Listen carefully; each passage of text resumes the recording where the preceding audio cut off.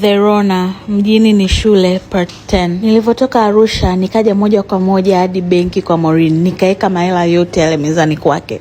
Verona jamani, uko sawa? Kwanza kwa nini unatembea na hela nyingi hivi? It's not safe. Na hatuwezi tukadeposit hizo hela zote kwenye akaunti yako. Yani this is too much money. Itafanya ofisi za compliance watake ufanyiwe auditing. Ni Maureen, mimi hata sijui nikwambieje, nahisi nimechanganyikiwa. Si unamkumbuka ile danga langu lile? Sasa nikawa na shida na hela, nikaenda Arusha. Nakuta yuko na baba wengine wawili, wamenipa milioni 45, Maureen, huwezi kuamini. Ili nilale nao wote watatu. Na nimekubali nilivyokuwa na njaa jamani. Verona, ishatokea, uwezi ukajilaumu. Cha msingi inabidi tukae tuwaze hizo hela tunazifanyaje. Yani mimi kwa upande wangu naweza nikakusaidia kudeposit milioni 10 tu, hiyo nyingine inabidi ukae nayo cash. Afu mama, nataka nihamie Masaki. Kuna hawa watu nimewapata Instagram, ndo nawasikilizia wakinijibu.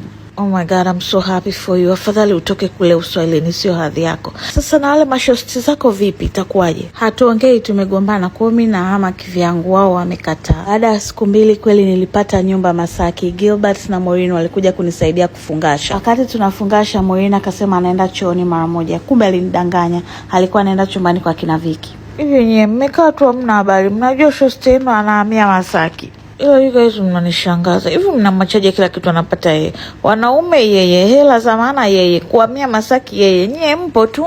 Hea, kumbe alikuwa serious. Lakini sasa unataka tufanyaje? Matusi tulompa juzi, sidhani kama atatuongelesha milele. Mimi hapa naweza nikawasaidia tumkomeshe. Nina huyu mtaalamu. Atamfanyizia mambo Rona, yani maisha yake atakuwa magumu, yani atakuwa hana chochote.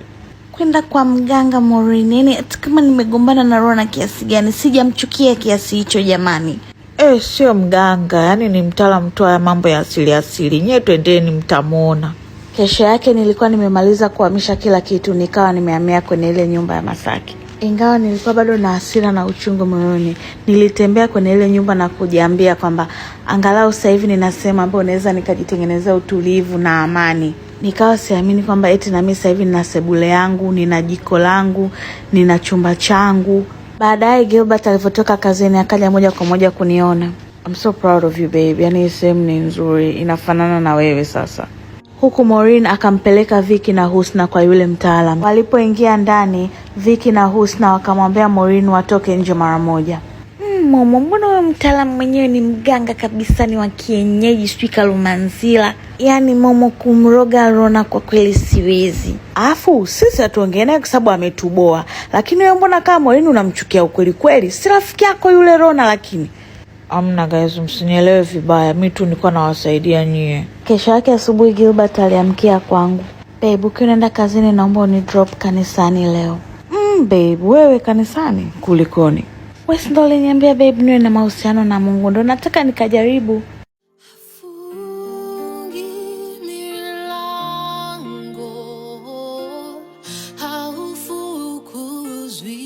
Watu wengi sana wanakujaga kwako, na mimi leo nimeamua kuja kwako nikupe nafasi nyingine. Lakini nina swali. Kwa nini mimi? Kwa nini mimi ndo uliamua maisha yangu yawe hivi? Yani nina hasira nyingi sana na uchungu moyoni. Kama kweli upo, naomba unijalie amani ya moyo. Naomba unisaidie kuwabadilisha marafiki zangu, watambue thamani zao.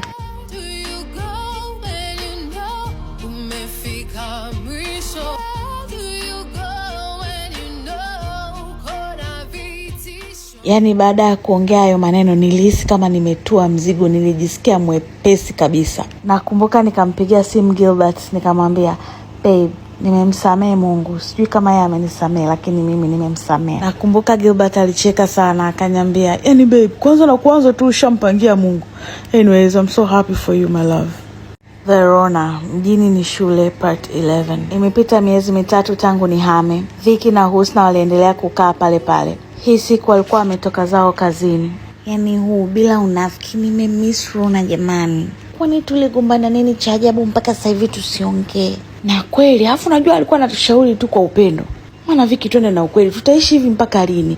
Tunazidi tu kumtajirisha yule madam. Maana kila siku anatupa wateja wengi, yani mtu na wateja 4 5 kwa siku, afu unalipwa 300 200. Kweli? Ndio, unakuta wateja unalipa hela nyingi, anatupa si 100,000 laki ngapi, anabakia na mahela yote. Kwa kifupi mimi siendi tena na block. Yani Viki, mimi na kama 1.5 hapa ya akiba, na wewe akiba yako tukichanganya tuanzisha hata biashara ya baa kama Rona alivyotuambia. huo mtaji kufungua bani uongo, labda tukachukue mkopo kwenye vile vituo vya kukopesha, tukachukue hata 5 milioni tufungue ka grocery tu tunauza vinywaji na kuchoma nyama. Ndani ya hiyo miezi 3 iliyopita nilifanikiwa kufungua duka kubwa zaidi maeneo ya Mikocheni la vipodozi. Niliacha kuuza ile mikorogo, nikawa naagiza product nzuri za ngozi kutoka nchi tofauti tofauti. Hii siku Maureen alikuwa amekuja dukani kwangu kuniona. Wakati tunaendelea kupiga story, Gilbert akanipigia simu. Babe, toka nje mara moja, nimetoroka kazini nije nikuone. La babe, na wewe ungeingia ndani. Nimetoka nje na muona Gilbert amesimama mbele ya gari na maua.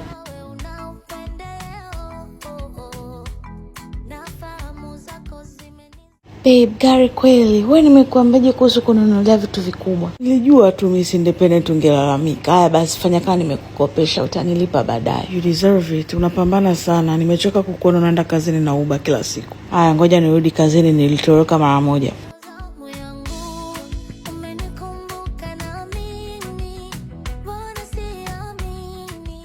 Yaani nilifurahi sana. Mara kwanza napokea zawadi ya thamani bila kujiuza. Lakini Maureen sijui kama alifurahi. Sasa Gilbert na yeye, sisi kwani kakuletea gari hivi? Rona una hata license wewe? Asa mama, leseni si unaenda tu hapo driving school, wiki 2 napata. Maureen alikuwa na tabia ya kuja kulala kwangu mara moja baada ya kazi. Gilbert kila akitoka kazini alikuwa na tabia ya kuja kula kwangu alafu ndo anaondoka kwake baadaye. Hii jioni nilikuwa jikoni naandaa chakula. Gilbert alikuwa ameshafika anasubiria chakula. Maureen alikuwa amekaa sebuleni kwangu anaangalia TV. Maureen akamfuata Gilbert akaanza kumuongelesha. Hivi Shem, nyinyi wanaume waga mnaangalia gani? Yaani mnatumianga vigezo gani mkiwa mnataka kudate mtu? Sijakuelewa mama. Yaani kwa mfano wewe kwa Rona umeona nini? Yaani why Rona? Sababu ananipa furaha. Yaani ninavyojisikia nikiwa naye sijisikiagi hivyo nikiwa na mtu yoyote yule. Ila wanaume bwana natamueleweki. Baada ya mwezi mmoja, Husna na Vicky walifanikiwa kupata ule mkopo. Wakafungua pub ndogo kule stendi pembeni ya lile duka langu la zamani lilipokuwa.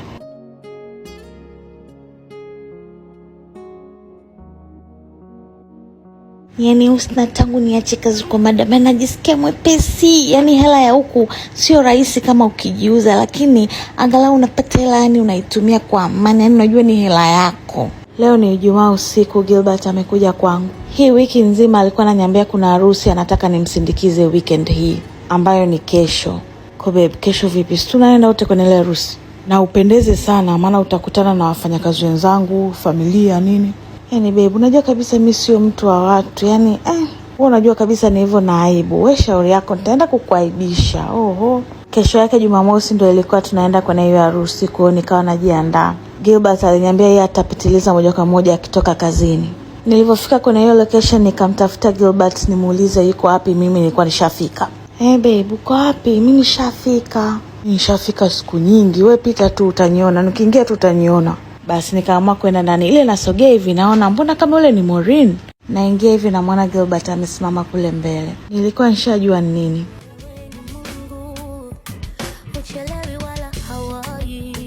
Unafanya mambo kwa wakati na kuamini. Yale machungu hayakuja kunitoa uhai, yalikuja kunipa imani yako kuamini. Leo zamu yangu umenikumbuka na mimi, mbona siamini nitakulipa nini? Leo zamu yangu umenikumbuka na mimi. Gilbert amenivalisha pete ya uchumba. Nikaja kumpigia mama yangu nimwambie. Mbaba akaja kuniongelesha. Wewe sio Verona? Yaani mtoto wa dadangu aje akuoe wewe? Hapana. Nilishtuka kuona sura ya mmoja ile mibaba mitatu nililolala nayo Arusha. Babangu, kwa kweli utakuwa umenifananisha. Bana, inawezekana kweli nimekufananisha. Nisamee binti. Huku Maureen alikuwa amemfuata Gilbert. Shem, baadaye ukishamaliza mzunguko na wageni naweza nikaongea na wewe, ni muhimu. Lile libaba lilikuwa lishaniharibia mood. Kwa ikabidi niende kwa Gilbert kumwaga. Nikamdanganya kwamba kesho asubuhi nina mteja mapema sana dukani. Kwa inabidi nilale mapema. Watu walivyoondoka, Gilbert akamfuata Maureen. Kabla hajaanza kuongea, lile libaba likaja kuwaongelesha. Gilbert mwanangu, huyo mwanamke unayetaka kumwoa, unajua anafanya kazi kwenye madangulo. Analala na wanaume kwa ajili ya pesa. Tena sio mmoja, hata wengi kwa wakati mmoja. Maureen, anko ananiambia nini? Mbona kasi sielewi? Na hicho ndo nilichokuwa nataka nikuambie. I'm so sorry Gilbert. Sijui ningekwambieje. You are a nice guy. You deserve better. Gilbert hakusema tena kitu, aliondoka pale kwa hasira sana. Verona, mjini ni shule, party ya mwisho. Imepita nusu saa tu tangu nirudi nyumbani kutoka kwenye party ya Gilbert kunivalisha pete. Niko navaa, nimetoka kuoga, nasikia mlango wa gari nje na kama mtu ameingia ndani kwangu. Naomba uniambie ni mara ngapi nimejaribu kukupa kila kitu ndani ya uwezo wangu. Ulikuwa unanikatalia, lakini kumbe nyuma yangu unaenda kutoa mwili wako kwa ajili ya hela. Na unanidanganya muda wote huu kwamba ni duka lako ndio linakupa hizo faida. Babe, ungepunguza hasira tu. Nyamaza. Kwa mimi nilikuwa naenda kuoa changu doa na wewe umekaa tu unaniangalia unanitoa akili kama fala. Gilbert, nisikilize, hiyo ilikuwa ni zamani. Mimi sasa hivi siwezi kufanya tena hivyo. Zamani? Zamani hiyo ni kabla hatujakutana au baada? Nijibu Verona. Gilbert, ni mambo tunaweza kuyaongea. Kia Mungu mimi nakupenda wewe. Sasa naomba namba yangu upoteze. Kwangu usikanyagi na usinitafute tena Verona.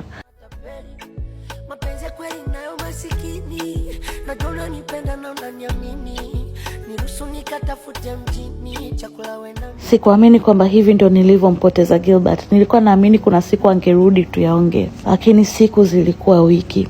Hizi wiki zote nimekaa tu nyumbani, nilikuwa tunakunywa pombe. Kila saa naangalia simu yangu na kuchungulia getini, naona kama vile ipo siku atarudi.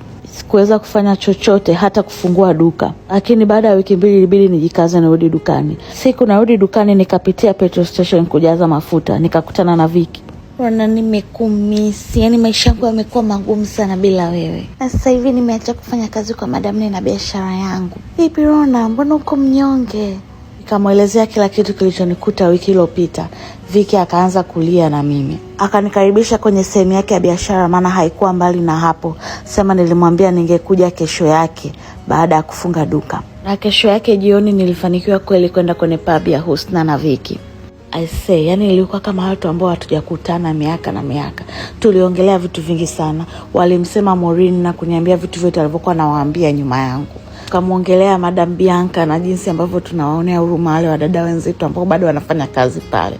Vicky na Husna wakaniomba kama sitojali waje waishi na mimi. Nilifurahi sana na nilijua marafiki zangu wamebadilika kabisa.